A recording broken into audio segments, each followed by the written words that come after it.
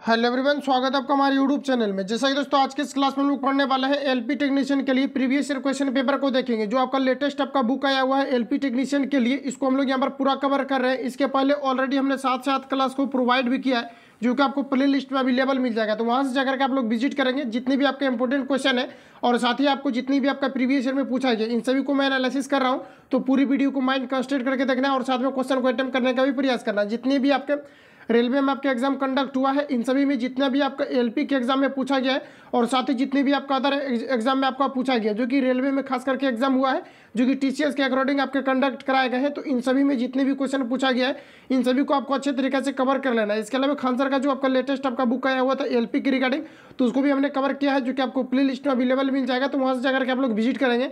इसके अलावा रुक्मणी पब्लिकेशन का आपको अलग अलग आपका बुक आया हुआ था, इसको भी हम लोग कवर कर रहे हैं। तो यहाँ से जाकर के आप लोग जो है प्ले लिस्ट में चल जाएंगे, प्ले लिस्ट में आपको सारा कुछ अवेलेबल मिल जाएगा। तो वहाँ से जाकर के आप लोग विजिट करेंगे। इसके अलावा 2022 का जो भी आपको करंटली आपका ग्रुप डी का भी एग्जाम आपका जो है आपके कंडक्ट हुए हैं, तो इसमें भी जितने भी आपका क्वेश्चन पूछा गया है साइंस से, तो इस सभी को आपको यहाँ पर कवर कर लेना है।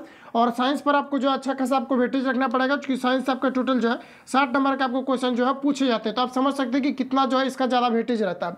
तो यहाँ से आप लोग जाकर के जो है विजिट कर लेंगे, प्ले लिस्ट में आपको सारा कुछ अवेलेबल आप लोगों को मिल जाएगा। तो चलिए शुरू करते हैं और चीज़ों को समझते हैं आज की इस क्लास का। फर्स्ट क्वेश्चन हमारा कि ध्वनि गमन नहीं कर सकती है, ये आपको यहाँ पर पूछा जा रहा है कि ध्वनि किस में गमन नहीं कर सकती है, ये आपको यहाँ पर पूछा जा रहा है। तो फ्रेंड्स याद रखना है कि ध्वनि जो होता है आपके निर्वात में गमन नहीं कर सकती है। ऑप्शन यहाँ पर आपका डी करेक्ट हो जाएगा, क्योंकि ध्वनि संचरण के लिए किसी न किसी माध्यम की आवश्यकताएं होती है, बिना माध्यम की ध्वनि गमन नहीं कर सकती है। ऑप्शन यहाँ पर आपका डी करेक्ट हो जाएगा। इन्हीं कारण से क्या होता है कि जो भी व्यक्ति जो है अंतरिक्ष में जाते हैं, तो वहाँ पर चूंकि वायुमंडल नहीं होता है, और वायुमंडल नहीं होने के कारण से ध्वनि एक दूसरे के सतह पर जब तक रिफ्लेक्ट नहीं करेगा तो एक दूसरे के पास पहुँचेगा ही नहीं। इस वजह से क्या है कि अंतरिक्ष में कोई भी व्यक्ति या फिर चंद्रमा पर कोई भी व्यक्ति आपस में बात नहीं कर पाता है। इसका मुख्य रीजन है कि वहाँ ध्वनि जो भी होते हैं तो वो आपके निर्वात में गमन नहीं कर सकते। तो ऑप्शन यहाँ पर आपका डी करेक्ट हो जाएगा। इसके अलावा यहाँ से आपको याद रखना है कि पूछा गया था प्रीवियस ईयर में आपको कि निर्वात में प्रकाश का वेग कितना होता है, तो ये आपका 3 × 10⁸ मीटर पर सेकेंड के बराबर होता है। ये आपके प्रीवियस ईयर में पूछा गया था और ये ज़्यादातर आपका रिपीट भी हुआ है। और करंटली जो भी 2022 का आपका एग्जाम एंड हुआ है, यहाँ पर भी काफ़ी ज़्यादा आपका रिपीट हुए थे। तो याद रखना ऑप्शन यहाँ पर आपका डी करेक्ट हो जाएगा। और यहाँ पर आप लोग देखते चलेंगे, जो भी आपके एलपी के एग्जाम में पूछा गया वही आपके एनटीपीसी के आपको 2016 में पूछा गया है, वही आपके ग्रुप डी के एग्जाम में पूछा गया है। तो जितने भी क्वेश्चन आपके, ऐसा नहीं कि जो ग्रुप डी में पूछा गया वो एनटीपीसी में नहीं पूछेगा, जो आपके आरआरबी जे में पूछा गया है वो आपके एलपी में नहीं पूछा गया। अगर देखा जाए तो एलपी से ज़्यादा आपके हार्ड लेवल के क्वेश्चन जो है ग्रुप डी के एग्जाम में आपके पूछे गए। तो जितने भी करंटली भी पैटर्न को फॉलो किया जा रहा है, इन सभी को मैं आपको एनालिसिस कराऊंगा। ठीक है, तो ऑप्शन यहाँ पर आपका डी करेक्ट हो जाएगा।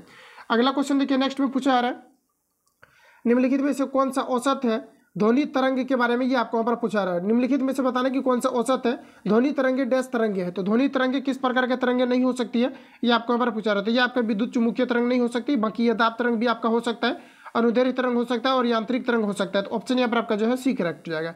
अगला क्वेश्चन देखिएगा, नेक्स्ट पूछा रहा है कि निम्नलिखित में से कौन सा ध्वनि तरंग की विशेषता नहीं है, ये आपको यहाँ पर पूछा जा रहा है। तो यहाँ पर आपका हो जाएगा घनत्व, जो कि ध्वनि तरंग की विशेषता नहीं है। इसके अलावा यहाँ पर आपको दिया गया आयाम, आयाम भी आपका विशेषताएं होती है। इसके अलावा समय, अवधि और आवृत्ति, ये सभी विशेषताएं होती है। और गति आपका विशेषताएं होती है। अगर आप कॉन्सेप्चुअल तरीका से अगर पढ़ेंगे तो इस प्रकार से, जैसे कि आपने जनरली पढ़ा ही होगा, इस प्रकार से क्या होता है कि दो श्रृंगों या गर्तों के बीच की दूरी को हम लोग क्या कहते हैं, तो आवृत्ति कहते हैं। और ये जो आपका होता है ये आपका आयाम होता है। तो आयाम भी आपका होता है आवृत्ति, और समय अवधि आपको पता ही है कि यहाँ से यहाँ तक आने में जो आपका समय लग रहा है वही आपका समय अवधि है। इसके अलावा गति दिया गया, तो जिस भी ये वेलोसिटी से आगे बढ़ेगा वो आपका गति हो गया। तो कहीं ना कहीं आपके तीनों क्या है, एक दूसरे से यानी कि आपके ध्वनि से रिलेट कर रहा है। बाकी अगर देखा जाए घनत्व की, तो घनत्व आपकी इंटेंसिटी जो ये आपके रिलेट नहीं करते। तो correct answer option number D यहाँ पर आपका करेक्ट हो जाएगा। अगला क्वेश्चन हमारा नेक्स्ट में देखिए पूछा आ रहा है कि ध्वनि तरंगे डैश तरंगे होती है। तो फ्रेंड्स याद रखना कि ध्वनि तरंगे जो होती है ये एक प्रकार की आपका यांत्रिक तरंगे होती है। ऑप्शन यहाँ पर आपका डी करेक्ट हो जाएगा। इसके अलावा ध्वनि तरंगे यांत्रिक तरंगे भी हो सकती है, इसके अलावा अनुप्रस्थ तरंगे भी हो सकती है। और इस वजह से इसको कहा जाता है क्या, सॉरी, ध्वनि जो होता है ये आपके अनुप्रस्थ तरंगे नहीं हो सकती, ये केवल अनुदैर्ध्य तरंगे होती है, और इसको यांत्रिक तरंगे भी कहा जाता है। ऑप्शन यहाँ पर आपका जो है डी करेक्ट हो जाएगा। ठीक है, अगला क्वेश्चन देखिए, नेक्स्ट में पूछा जा रहा है कि ध्वनि तरंग का यहाँ पर आपको बताना है कि ध्वनि तरंग का जो आयाम है ये किस पर डिपेंड करता है, ये आपको यहाँ पर पूछा जा रहा है। तो ध्वनि तरंग का जो आयाम होता है ये मुख्य रूप से जो है वस्तु के कंपन कराने की प्रयुक्त जो है बल, उस पर डिपेंड करता है। क्योंकि जितना इंटेंसिटी जो ध्वनि आपका प्रोड्यूस होंगे उसी के अकॉर्डिंग वो कंपन करेगा। ठीक है, तो ऑप्शन यहाँ पर आपका जो है डी करेक्ट हो जाएगा। अगला क्वेश्चन देखिए, नेक्स्ट में पूछा जा रहा है कि निम्न में से कौन सा माध्यम जो है घनत्व में किसी ध्वनि तरंग के एक संपूर्ण दोलन में लगने वाला बल है, ये आपको यहाँ पर पूछा रहे थे। देखिए इसका फॉर्मूला ही होता है फ्रीक्वेंसी बराबर जो होता है आपका 1 बाय आपका टाइम पीरियड होता है। और वही चीज़ें यहाँ पर आपको पूछा आ रहा है कि ध्वनि तरंग के एक संपूर्ण दोलन, तो दोलन जो होता है वही आपका फ्रीक्वेंसी होता है, तो 1 बटे आपका टाइम पीरियड होता है। तो यहाँ पर आपका हो जाएगा ये आपका आवर्तकाल, ऑप्शन यहाँ पर आपका, इसी को हम लोग 1 बाय टाइम पीरियड जो होता है इसी को हम लोग आवर्तकाल बोलते हैं। ऑप्शन यहाँ पर आपका ए करेक्ट हो जाएगा। अगला क्वेश्चन देखिए, नेक्स्ट पूछा आ रहा है, प्रति सेकंड इकाई क्षेत्र से गुजरने वाली ध्वनि ऊर्जा की मात्रा को क्या कहा जाता है, ये आपको हमारा पूछा है। तो इसको तीव्रता बोलते हैं। जितना यानी किसी भी, जैसे कि मान लीजिए कोई यहाँ पर आपको पदार्थ दिया गया है तो पूछा जाता है कि प्रति इकाई क्षेत्रफल में उपस्थित पदार्थ की मात्रा को क्या कहा जाता है, घनत्व कहा जाता है। तो वही चीज़ें यहाँ पर भी आपको पूछा है कि प्रति सेकंड जो है गुजरने वाली ध्वनि की ऊर्जा जो होती है इसको हम लोग क्या कहेंगे, इसको तीव्रता यानी कि इंटेंसिटी कहेंगे। ऑप्शन यहाँ पर आपका ए राइट हो जाएगा। अगला क्वेश्चन देखिए, पूछा है कि ध्वनि संचरण के लिए आवश्यक माध्यम डैश अवस्था में होना चाहिए। तो ध्वनि संचरण के लिए आवश्यक माध्यम आपका ठोस में भी हो सकता है, और ठोस में ध्वनि का जो गमन होता है ये काफ़ी सबसे ज़्यादा अधिकतम होता है। इसके अलावा गैस में भी ध्वनि संचरण करती है, द्रव में भी करती है, लेकिन इनमें से यहाँ पर आपका सभी हो जाएगा, क्योंकि इन सभी में ध्वनि जो है गमन कर सकती है। ऑप्शन यहाँ पर आपका डी करेक्ट हो जाएगा। अगला क्वेश्चन देखिए, नेक्स्ट में पूछा है कि डैश ध्वनि तरंग की विशेषता नहीं है। तो ध्वनि तरंग जो होता है इसमें बताना है कि कौन सा इसका विशेषता नहीं, तो आयाम भी है, आवृत्ति भी है, वेग भी है। वही क्वेश्चन आपका फिर से आपका रिपीट हुआ, सिर्फ पूछने का इसमें आपको ट्रेंड बदला है, तो यहाँ पर आपका हर्ज हो जाएगा। ठीक है, तो ऑप्शन यहाँ पर आपका जो है डी यहाँ पर आपका राइट हो जाएगा। अगला क्वेश्चन हमारा कि नर्म और छिद्रयुक्त सतहों का उपयोग करके स्वर को अवशोषित करने के लिए तकनीक का जो प्रयोग किया जाता है, ये किस प्रकार के तकनीक का किया जाता है, ये आपको पर पूछा प्रयोग किया जाता है। तो कौन सा तकनीक है, तो जैसे कि सिनेमा घरों में या फिर जहाँ पर म्यूजिक वगैरह रिकॉर्ड होते हैं तो वहाँ पर आपने देखा होगा कि गत्ता लगा दिया जाता है, गर्त लगा दिया जाता है। और ये क्या करता है, जो भी आपका इको प्रोड्यूस होता है, प्रतिध्वनि जो आपके उत्पन्न होते हैं, इसको ये क्या करता है, अवशोषित कर लेता है, एब्जॉर्ब कर लेता है। तो यहाँ पर आपको बताना है कि ये इसमें क्या किस चीज़ का प्रयोग किया जाता है। तो इसमें ध्वनि सुरक्षा के लिए इसका प्रयोग किया जाता है, किसका, तो छिद्रयुक्त सतहों का। तो ऑप्शन यहाँ पर आपका ए करेक्ट हो जाएगा। अगला क्वेश्चन देखिए, नेक्स्ट में पूछा रहा है कि ध्वनि डैश के कारण उत्पन्न होती है। तो यहाँ पर आपका हो जाएगा कंपन। ऑप्शन यहाँ पर आपका बी करेक्ट हो जाएगा। कोई भी वस्तु अगर कंपन होता है तो ध्वनि उत्पन्न होता है। अगला क्वेश्चन है कि निम्नलिखित में से कौन सा कथन ध्वनि और प्रकाश तरंगों के बारे में सही नहीं है, ये आपको यहाँ पर पूछा रहा है। ऑप्शन ए में कहा जा रहा है कि दोनों अनुप्रस्थ तरंगे हैं, तो ये आपको यहाँ पर गलत दिया गया है, क्योंकि जो ध्वनि होता है ये आपके क्या होते हैं, तो ध्वनि आपका अनुदैर्ध्य तरंग होता है, जबकि प्रकाश अनुप्रस्थ तरंग होता है। अनुप्रस्थ करने का मतलब इस प्रकार से जो गमन करता है। तो जब भी कभी क्या होता है कि प्रकाश किसी भी सतह पर अगर कण पर पड़ता है तो वहाँ से ये रिफ्लेक्ट होकर के दूसरे सतह पर चल जाता है, तो दूसरे सतह पर जाता है, तो इस प्रकार से वहाँ पर आपका होता है। इस प्रकार से होने के कारण से इसको हम लोग अनुप्रस्थ बोलेंगे। बाकी ध्वनि जो होता है आपके आपके अनुदैर्ध्य के अंतर्गत आ जाता है। तो यहाँ पर आपका ये गलत हो जाएगा, दोनों आपके जो है अनुदैर्ध्य अनुप्रस्थ आपके नहीं हो सकते हैं। ऑप्शन यहाँ पर आपको बी में कहा जा रहा है कि दोनों अनुदैर्ध्य तरंगी होती है, ये भी गलत दिया गया है, क्योंकि ध्वनि जो होता है ये आपके अनुदैर्ध्य और जो प्रकाश होते हैं ये आपके अनुप्रस्थ के अंतर्गत आता है। ऑप्शन अगर सी की बात की जाए तो यहाँ पर दिया गया है ध्वनि तरंग अनुप्रस्थ तरंग होती है, लेकिन प्रकाश तरंग अनुदैर्ध्य होती है। तो कहा जा रहा है कि ध्वनि तरंग अनुप्रस्थ होती है, ये भी गलत दिया गया, क्योंकि ध्वनि जो होते हैं ये आपके अनुदैर्ध्य तरंग के अंतर्गत आते हैं। तो ऑप्शन यहाँ पर आपका सी भी कट जाएगा। ऑप्शन अगर डी की बात की जाए तो ध्वनि तरंग अनुदैर्ध्य तरंग होती है, लेकिन प्रकाश तरंग अनुप्रस्थ तरंग होती है। बिल्कुल करेक्ट दिया गया, 100% ये आपके राइट हो जाएंगे। ऑप्शन यहाँ पर आपका डी करेक्ट हो जाएगा। अगला क्वेश्चन देखिए, नेक्स्ट में पूछा आ रहा है, अगला में यहाँ पर आपको बताना है कि निम्नलिखित की विभिन्नता के कारण संपीड़न और विरलीकरण उत्पन्न होते हैं। तो किसके कारण से होता है, तो ये आपका यहाँ पर हो जाएगा हवा के दबाव के कारण से होता है। ऑप्शन सी यहाँ पर आपका राइट हो जाएगा। नेक्स्ट क्वेश्चन, ध्वनि की तीव्रता मापी जाती है। तो फ्रेंड्स इसको डेसिबल में मापी जाती है, और यूनिट से रिलेटेड मैंने आपको प्रश्न कराया था, तो उसमें भी ये क्वेश्चन आपका आया हुआ था। रिपीटेड क्वेश्चन है, बराबर आपके रिपीट होते हैं। ऑप्शन यहाँ पर आपका सी करेक्ट हो जाएगा। अगला क्वेश्चन देखिए, नेक्स्ट पूछा जा रहा है, अगला में यहाँ पर आपको बताना है कि ध्वनि तरंग की आवृत्ति मापने की मानक इकाई क्या है, ये आपको यहाँ पर पूछा जाता है। यहाँ पर आपका हर्ज हो जाएगा, और ये मुख्य रूप से पता है तरंग दैर्ध्य के लिए प्रयोग होता है। ऑप्शन यहाँ पर आपका बी करेक्ट हो जाएगा। अगर डायरेक्टली पूछा जाता है, आवृत्ति न देकर के डायरेक्ट पूछा जाता है कि ध्वनि को किस पर मापा जाता है, तो वहाँ पर आपका हो जाएगा डेसिबल, लेकिन यहाँ पर आपका हर्ज हो जाएगा। तो यहाँ पर आवृत्ति या तरंग से रिलेटेड अगर चर्चा किया जाएगा तो वहाँ पर आपका हर्ज हो जाएगा। ऑप्शन यहाँ पर आपका बी करेक्ट हो जाएगा। अगला क्वेश्चन हमारा, जब ध्वनि यहाँ पर आपको दिया गया है कि जब ध्वनि हवा के माध्यम से गुजरती है तो हवा के कण डैश हो जाते हैं। तो हवा का कण क्या हो जाएगा, तो ये तरंग प्रसार की दिशा में कंपन करते हैं। ये समय ज़्यादा कुछ कॉन्सेप्ट है नहीं, क्योंकि इधर से अगर ध्वनि गमन कर रही है तो यहाँ पर अगर किसी प्रकार का अगर कण है तो ये क्या होगा कि उधर ही जो है जिस डायरेक्शन में ध्वनि गमन कर रही है उसी डायरेक्शन में आपके कण भी गमन करेंगे। तो यहाँ पर आपका करेक्ट आंसर ऑप्शन नंबर यहाँ पर आपका करेक्ट हो जाएगा। अगला क्वेश्चन देखिए, यहाँ पर आपको नेक्स्ट में पूछा रहा है कि ध्वनि डैश का एक रूप है जो सुनने की अनुभूति पैदा करती है। तो यहाँ पर आपका हो जाएगा यांत्रिक तरंग, यांत्रिक तरंगों का रूप है जो सुनने की अनुभूति पैदा करती है। ऑप्शन बी यहाँ पर आपका करेक्ट हो जाएगा। अगला क्वेश्चन देखिए, पूछा रहा है कि निम्नलिखित पर ध्वनि तरंग भ्रमण करती है। तो ध्वनि तरंग की बात की जा रही तो ये आपके विभिन्न माध्यमों में भिन्न भिन्न ये गति करते हैं, जैसे ठोस द्रव अगर गैस की बात की जाए तो ध्वनि का जो वेग होता है हर जगह अलग अलग होता है। तो ऑप्शन यहाँ पर आपका जो है ये यहाँ पर आपका करेक्ट हो जाएगा। अगला क्वेश्चन देखिए, नेक्स्ट पूछा है कि बिल्कुल मंद श्रव्य ध्वनि का तीव्रता स्तर क्या है, ये आपको यहाँ पर पूछा जाता है। ये आपका 0 डेसिबल हो जाएगा। ऑप्शन यहाँ पर आपका बी करेक्ट हो जाएगा, जिसमें कि किसी प्रकार की इंटेंसिटी नहीं होती है। अगला क्वेश्चन है हमारा कि अल्ट्रासोनिक तरंगों की आवृत्ति कितनी होती है, ये आपको यहाँ पर पूछा जाता है। अल्ट्रासोनिक जो होते हैं ये आपका 20,000 हर्ट्ज से अधिक होता है। और आपको याद रखना कि मानव के बारे में पूछा जाता है कि मानव की श्रव्यता सीमा क्या है, तो ये आपका 20 हर्ट्ज से लेकर के जो है 20,000 हर्ट्ज के बीच होता है। ये आपको यहाँ पर बराबरी जो है पूछा जाता है, यानी कि इसको देखा जाए तो सभी एग्जाम में लगभग ये आपके रिपीट होते हैं। यहाँ पर आपको ध्यान में रखना। और यहाँ पर आपको पूछा जाएगा अल्ट्रासोनिक, तो अल्ट्रासोनिक जो होता है ये आपका 20,000 हर्ट्ज से अधिक होता है। ऑप्शन यहाँ पर आपका सी करेक्ट हो जाएगा। और ये मानव के द्वारा नहीं सुनी जा सकती है। ऑप्शन यहाँ पर आपका सी करेक्ट हो जाएगा। अगला क्वेश्चन हमारा नेक्स्ट में यहाँ पर आपको देखिए पूछा जा रहा है मनुष्यों के लिए ध्वनि की श्रव्य सीमा लगभग कितनी होती है, ये आपको यहाँ पर पूछा जाता है। यहाँ पर आपका हो जाएगा 20 हर्ट्ज से आपके 20,000 हर्ट्ज के बीच होती है। Correct answer option number C यहाँ पर आपका करेक्ट हो जाएगा। अगला क्वेश्चन देखिए पूछा जा रहा है कि मनुष्य बहुत ऊंची स्तर ध्वनि जो है सहन नहीं कर सकता है, वह उच्चतम ध्वनि स्तर क्या है जो मनुष्य सहन कर सकता है, ये आपको यहाँ पर पूछा जाता है। यहाँ पर आपका 80 dB हो जाएगा, यानी 80 dB डेसिबल हो जाएगा, 80 डेसिबल हो जाएगा। ऑप्शन यहाँ पर आपका बी करेक्ट हो जाएगा। अगला क्वेश्चन देखिए नेक्स्ट यहाँ पर आपको पूछा जा रहा है कि श्रव्य रेंज के नीचे आवृत्ति के साथ ध्वनि तरंगों को क्या कहा जाता है, ये आपको यहाँ पर पूछा जाता है। तो श्रव्य जो है ये कितना है, तो 20,000 हर्ट्ज से आपका 20,000 हर्ट्ज के बीच है। और यहाँ पर आपको जो पूछा जा रहा है कि 20,000 अगर श्रव्य ध्वनि से अगर नीचे हो जाए, मीन्स कि आपका 20 CB अगर नीचे हो जाएगा, इसको क्या कहा जाएगा, ये आपको यहाँ पर पूछा रहा था। इसको हम लोग बोलते हैं इंफ्रासोनिक। क्या बोलते हैं, इंफ्रासोनिक बोलते हैं। करेक्ट आंसर ऑप्शन हमारे यहाँ पर आपका डी करेक्ट हो जाएगा। अगर 20,000 हर्ट्ज से अधिक हो जाता है तो वो फिर आपका अल्ट्रासोनिक हो जाएगा। लेकिन इस प्रश्न के लिए यहाँ पर आपका correct answer option number D correct हो जाएगा, क्योंकि यहाँ पर आपको श्रव्य रेंज के नीचे की ध्वनि स्तर को पूछा जा रहा है। अगला क्वेश्चन देखिए पूछा रहा है कि डैश की आवृत्ति मनुष्यों के लिए श्रव्य नहीं है। तो श्रव्य नहीं की अगर बात किया जाए तो यहाँ पर आपका 22,000 हर्ट्ज हो जाएगा, क्योंकि 20,000 हर्ट्ज तक अगर अधिक हो जाता है तो वो सुनाई नहीं पड़ती है। ऑप्शन यहाँ पर आपका बी करेक्ट हो जाएगा। अगला क्वेश्चन देखिए पूछा जा रहा है अपश्रव्य या इंफ्रासोनिक तरंगों की आवृत्ति डैश होती है। तो यहाँ पर आपको कहा जा रहा है कि अपश्रव्य या इंफ्रासोनिक की तरंगों की आवृत्ति कितनी होती है, तो यहाँ पर आपका हो जाएगा 20,000 हर्ट्ज से कम। तो यहाँ पर आपको ध्यान में रखना कि अगर इंफ्रासोनिक पूछा जा रहा है, इंफ्रासोनिक या फिर अपश्रव्य पूछा जा रहा है, तो इसका मतलब वही होता है कि 20,000 जो ध्वनि कम होते हैं 20 हर्ट्ज से, इसी को हम लोग बोलते हैं। ऑप्शन यहाँ पर आपका जो है सी करेक्ट हो जाएगा। अगला क्वेश्चन देखिए नेक्स्ट में पूछा रहा है एक ध्वनि तरंग की गति यहाँ पर आपको दिया गया है 300 आपके जो है 300 मीटर पर सेकेंड है। यदि इसकी तरंगदैर्घ्य यहाँ पर आपको दिया गया है 2 सेंटीमीटर हो, तो यहाँ पर आपको बताना है कि इसकी आवृत्ति क्या होगी। तो यहाँ पर देखिए आपको सिंपली ये करना है कि 300 यहाँ पर आपको 40 ऑलरेडी दिया हुआ है, तो यहाँ पर आपको 1000 से गुना करना है।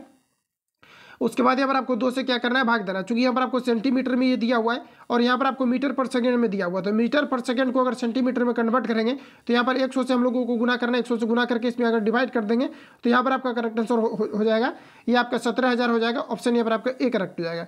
अगला क्वेश्चन देखिए नेक्स्ट में पूछा रहा है कि डैश तरंगे चमगादड़ को उसके रास्ते में आने वाली बाधाओं का पता लगाने के लिए मदद करती है। तो यहाँ पर आपका हो जाएगा क्या हो जाएगा, तो ये आपका हो जाएगा पराश्रव्य तरंगे। चूंकि जो 20,000 हर्ट्ज से आपका अधिक होता है इसी को हम लोग इसी को हम लोग अल्ट्रासोनिक या पराश्रव्य तरंग बोलते हैं। तो यहाँ पर आपका correct answer option number C यहाँ पर आपका करेक्ट हो जाएगा। और चमगादड़ के द्वारा जो छोड़ा जाता है ये 20,000 हर्ट्ज से अधिक जो है ध्वनि आपके छोड़े जाते हैं। Correct answer option number C यहाँ पर आपका करेक्ट हो जाएगा। अगला क्वेश्चन हमारा नेक्स्ट में यहाँ पर आपको पूछा रहा है कि मनुष्यों के लिए श्रव्य ध्वनि की आवृत्तियों की रेंज कितनी होती है, ये आपको पर पूछा जा रहा है। तो सिंपल है, ये आपका जो है 20,000 हर्ट्ज से लेकर के आपके जो है 20,000 हर्ट्ज के बीच आपके होते हैं। तो यहाँ पर आपको देखिए टाइपिंग मिस्टेक दिया गया है, जिसमें कि 16 आपको टाइपिंग किया गया है, यहाँ पर आपका 20 होगा। ऑप्शन यहाँ पर आपका सी करेक्ट हो जाएगा, सिर्फ यहाँ पर आपको जो है चेंज करना है। अगला क्वेश्चन देखिए पूछा रहा है कि एक अल्ट्रासोनिक तरंग ध्वनि तरंग की आवृत्ति डैश से भी अधिक होती है। तो अल्ट्रासोनिक के बारे में कहा जा रहा है, तो यहाँ पर आपको हो जाएगा 20,000 हर्ट्ज से अधिक होती है। ऑप्शन यहाँ पर आपका डी करेक्ट हो जाएगा। तो यहाँ से आपका जो है फिर आपका दूसरा टॉपिक चालू होता है, क्योंकि यहाँ पर आपको टॉपिक वाइज करके प्रश्नों को सिलेक्ट करके दिया गया है। एक टॉपिक से आपको जितने भी क्वेश्चन आपका पूछा गया है, ठीक है। तो यहाँ से आपका देखिए शुरू होता है आपका दूसरा टॉपिक। तो जिस भी टॉपिक से जितने क्वेश्चन आपका पूछा गया है उसको हम लोग बारीकी से कवर करते चलेंगे। अगला क्वेश्चन हमारा कि सभी एसिड के लिए आम तत्व क्या है, ये आपको पर पूछा जा रहा है। तो यहाँ पर आपको बताना कि सभी एसिड के लिए जो आम तत्व होते हैं ये क्या होते हैं, ये आपको पर पूछा जा रहा है। तो यहाँ पर आपका हाइड्रोजन हो जाएगा। तो कोई भी अगर आप एसिड को लेते हैं तो उसमें हाइड्रोजन जो है आपके कंपलसरी ये आपके पाए जाते हैं। ऑप्शन यहाँ पर आपका डी करेक्ट हो जाएगा। अगला क्वेश्चन देखिए नेक्स्ट में पूछा रहा है कि प्रबल अम्ल के लिए बिलियन में डैश होते हैं। तो प्रबल अम्ल के लिए किसी भी बिलियन में क्या जो है पाए जाते हैं ज़्यादातर, ये आपको पर पूछा रहा है। यहाँ पर आपके ज़्यादातर आयन पाए जाते हैं, इन्हीं के कारण से कोई भी बिलियन आपके प्रबल अम्ल होते हैं। ऑप्शन यहाँ पर आपका बी करेक्ट हो जाएगा। अगला क्वेश्चन देखिए पूछा रहा है निम्नलिखित में से कौन सा कथन सही या गलत है, ये आपको पर पूछा रहा है। तो ऑप्शन ए में कहा जा रहा है H2SO4 का प्रयोग पेट्रोलियम के परिष्करण में सल्फर और अन्य यौगिकों को हटाने के लिए किया जाता है, ये आपको यहाँ पर कहा जा रहा है। तो ये आपको यहाँ पर करेक्ट दिया गया है, चूंकि H2SO4 का जो प्रयोग होता है ये पेट्रोलियम के परिष्करण में सल्फर और अन्य यौगिकों को हटाने के लिए इसका प्रयोग किया जाता है, और इसी का भी प्रयोग किया जाता है एक्वारेजिया बनाने में, और ये ऑलरेडी हमने आपको रिवील भी किया हुआ है। ऑप्शन बी में कहा जा रहा है कि सोडियम हाइड्रोक्साइड, जिसको कि NaOH केमिकल फॉर्मूला में लिखते हैं, कि प्रकृति जो है यहाँ पर आपको कहा जा रहा है कि प्रकृति हाइड्रोजन आयन की तुलना के उपस्थिति के कारण से है, ये आपको यहाँ पर कहा जा रहा है। तो इसका कहा जा रहा है कि जो प्रकृति है, मूल प्रकृति हाइड्रोजन के आयन की उपस्थिति के कारण से है, जो कि यहाँ पर आपको गलत कहा जा रहा है, क्योंकि हाइड्रोजन आयन के कारण से इसका प्रकृति नहीं है। इसमें आपको NaOH भी दिया हुआ है, तो यहाँ पर आपको NaO भी यहाँ पर आपको दिया गया था। हाइड्रोजन के कारण से ही सिर्फ इसका प्रकृति जो है ये आपका नहीं हो सकता, क्योंकि ये आपके अम्लीय जो है ये आपके नहीं होते, ये आपके जो है उदासीन होते हैं, ठीक है। तो सॉरी, आपको उदासीन नहीं होते, NaOH यहाँ पर आपको दिया गया, और ये आपके क्षार के अंतर्गत आ जाते हैं।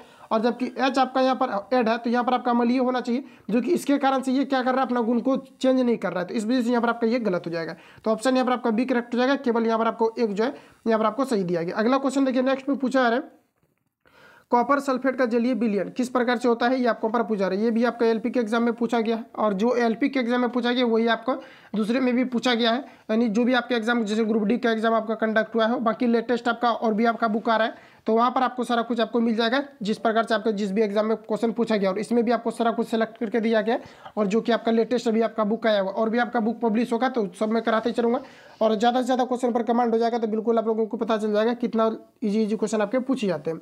अगला क्वेश्चन देखिए पूछा जा रहा है यहाँ पर आपको कॉपर सल्फेट का जलीय विलयन किस प्रकार से होती है, ये आपको यहाँ पर पूछा है। तो कॉपर सल्फेट का जो जलीय विलयन होता है ये नीले लिटमस पत्र को लाल कर देता है, क्योंकि कॉपर जो सल्फेट होता है ये अम्लीय होता है, और अम्लीय होता है तो ये लिटमस पत्र को लाल कर देगा। ऑप्शन यहाँ पर आपका बी करेक्ट हो जाएगा। अगला क्वेश्चन देखिए, नेक्स्ट में यहाँ पर आपको पूछा जा रहा है परवल अम्ल के संबंध में निम्नलिखित में से कौन सा कथन गलत है, ये आपको यहाँ पर पूछा जा रहा है। तो यहाँ पर देखिए ऑप्शन ए में कहा जा रहा है कि परवल अम्ल अन्य पदार्थ जैसे धातु कार्बोनेट, और यहाँ पर आपको कहा जा रहा है कि धातु हाइड्रोजन कार्बोनेट के साथ बहुत तेजी से अभिक्रिया करते हैं। इसमें सभी को ऑप्शन को आपको यहाँ पर पढ़ना पड़ेगा, तभी आपको पता चलेगा। ऑप्शन यहाँ पर आपको बी में कहा जा रहा है कि हाइड्रोक्लोरिक अम्ल, सल्फ्यूरिक अम्ल और नाइट्रिक अम्ल प्रबल एसिड है। तो ये आपको यहाँ पर सही कहा जा रहा है, क्योंकि नाइट्रिक जो एसिड होता है और सल्फ्यूरिक एसिड ये आपके जो है काफ़ी ज़्यादा तीखा होता है। लेकिन ऑप्शन सी में कहा जा रहा है कि वह अम्ल यानी अम्ल वह रासायनिक पदार्थ होते हैं जिनमें स्वाद क्या होता है, तो नमकीन होता है। तो ये आपको यहाँ पर करेक्ट मानना पड़ेगा, क्योंकि अम्ल जो होता है इसका स्वाद जो होता है ये कैसा होता है, ये आपके नमकीन होते हैं, मीन्स के आपके तीखा होते हैं। Correct answer option number C यहाँ पर आपका करेक्ट हो जाएगा, और ये आपके जो है खट्टा भी होते हैं। अगला क्वेश्चन देखिए पूछा रहे कि वे अम्ल जिनमें हाइड्रोजन के साथ ऑक्सीजन के अतिरिक्त अन्य धात्विक तत्व होते हैं उसे क्या कहते हैं, ये आपको यहाँ पर पूछा रहा था। इसको हम लोग बोलते हैं अनॉक्सी अम्ल बोलते हैं, या फिर इसको हम लोग जो हाइड्रोलिसिस बोलते हैं, हाइड्रोलाइसिडिस बोलते हैं। ऑप्शन यहाँ पर आपका सी करेक्ट हो जाएगा। अगला क्वेश्चन देखिए, नेक्स्ट में यहाँ पर आपको पूछा रहे यदि हम धोवन सोडा की थोड़ी सी मात्रा लेते हैं और इसमें लगभग 1 ml तनु हाइड्रोक्लोरिक अम्ल मिलाते हैं तो हम क्या देखेंगे, ये आपको पर पूछा रहा है। तो यहाँ पर आपका जो हो जाएगा, इसमें आपके आपके कार्बन डाइऑक्साइड गैस आपका बुदबुदाहट के साथ निकलने लगती है। ऑप्शन यहाँ पर आपका जो है सी करेक्ट रहेगा। ये डायरेक्टली भी क्वेश्चन आपके ग्रुप डी में पूछा गया था कि जैसे कि सोडा की थोड़ा सा मात्रा ले लेते हैं और हाइड्रोक्लोरिक एसिड अगर उस पर गिराया जाता है तो क्या होता है, तो वहाँ पर आपके कार्बन डाइऑक्साइड निकलते हैं। ऑप्शन यहाँ पर आपका सी करेक्ट हो जाएगा।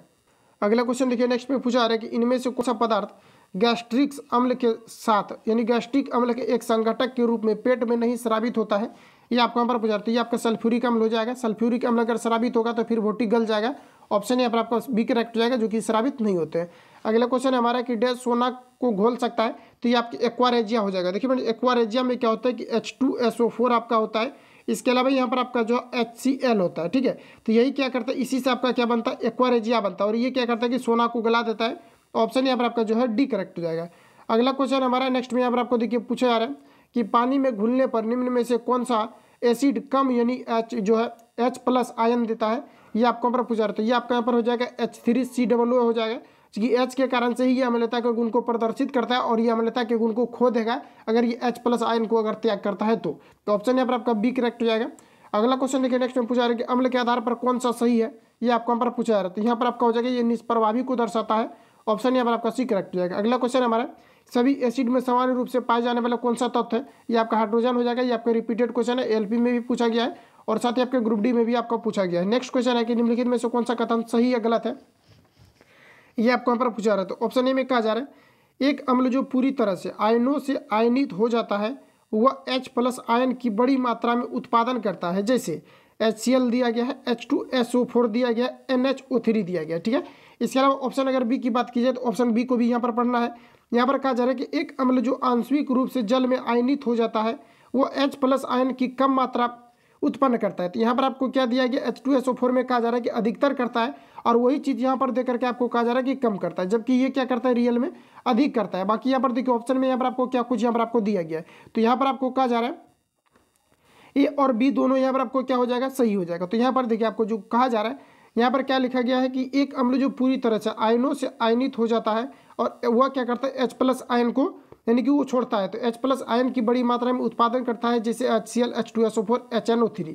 और दूसरा में कहा जा रहा है कि एक अम्ल जो आंशिक रूप से मतलब थोड़ा सा अगर वो मिलता है तो कहा जा रहा है कि आंशिक रूप से अगर जल में आयनित हो जाता है तो वो क्या करता है, H+ आयन की कम मात्रा में उत्पादन करता है। उदाहरण के लिए यहाँ पर आपको दिया गया, अगर ये थोड़ा सा मिलेगा तो थोड़ा करेगा, सही बात है। तो यहाँ पर आपका correct answer option number B यहाँ पर आपका करेक्ट हो जाएगा। अगर इसकी मात्रा अगर ज़्यादा मिला दिया जाता है, क्योंकि इसमें आपके अम्ल की उपस्थिति रहता है, तो H+ हाइड्रोजन का ये त्याग करेगा। तो ऑप्शन यहाँ पर आपका बी करेक्ट हो जाएगा। अगला क्वेश्चन देखिए, नेक्स्ट में यहाँ पर आपको पूछा जा रहा है निम्नलिखित में से कौन सा कथन सही या गलत दिया गया है, ये आपको ऊपर पूछा रहा है। ऑप्शन ए में कहा जा रहा है एक अम्ल जो पूरी तरह से आयनों में आयनित हो जाता है वो H+ आयन की बड़ी मात्रा में उत्पादन करता है।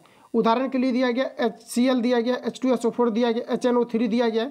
तो यहाँ पर आपको कहा जा रहा है कि जो पूरी तरह से क्या करता है, एक अम्ल जो पूरी तरह से आयनों में आयनित हो जाता है, मीन्स कि ये काफ़ी ज़्यादा हो जाता है। तो यहाँ पर आपका H+ जो है ये काफ़ी ज़्यादा मात्रा में ये आपका प्रोड्यूस करेगा। ऑप्शन बी में कहा जा रहा है कि एक अम्ल जो आंशिक रूप से जल में आयनित हो जाता है वो क्या करता है कि H+ आयन की कम मात्रा छोड़ता है।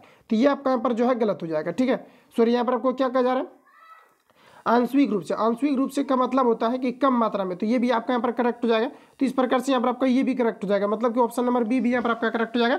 ये दोनों यहाँ पर आपको सही दिया गया, क्योंकि इसमें ज़्यादातर अगर इसको छोड़ा जाएगा तो ये H+ आयन की मात्राएं जो होती है कभी काफ़ी अधिक छोड़ेगी, और यहाँ पर आपको दिया गया है कि इसमें काफ़ी ज़्यादा कम, यानी आंशिक मतलब होता है हल्का।